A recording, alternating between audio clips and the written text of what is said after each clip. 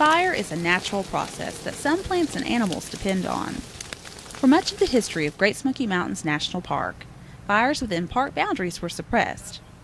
But research has since proven fire's crucial role in maintaining healthy ecosystems.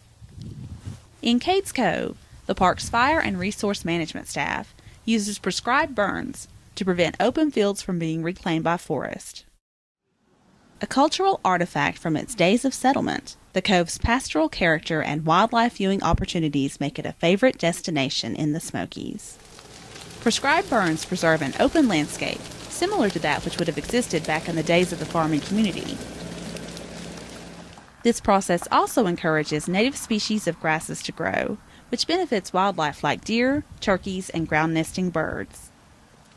Without these fires, hardwoods and pines would overtake the fields at a steady pace, obstructing wildlife viewing and altering the historic landscape of Cades Cove.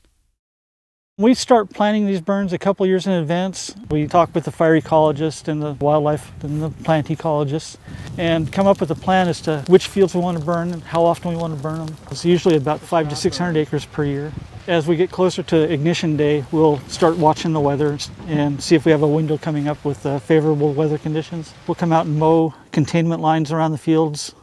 Typically what we'll do is take an engine and put a wet line, just spray some water in the grass to create moist conditions next to the field, and then we'll burn off that wet line. Depending on the size, shape of the field, we can run anywhere from 2 or 3 or 6 or 8 drip torches, just slowly progress our way across that field. We have a weather prescription where we look at wind, moisture, temperatures, humidity. All those little variables have to be in a perfect narrow window to be able to do this. The expert work of the fire crew keeps the fire under control and carefully monitored.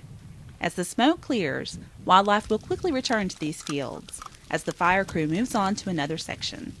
The ecological health of the area strengthened, and the landscape of Cades Cove preserved.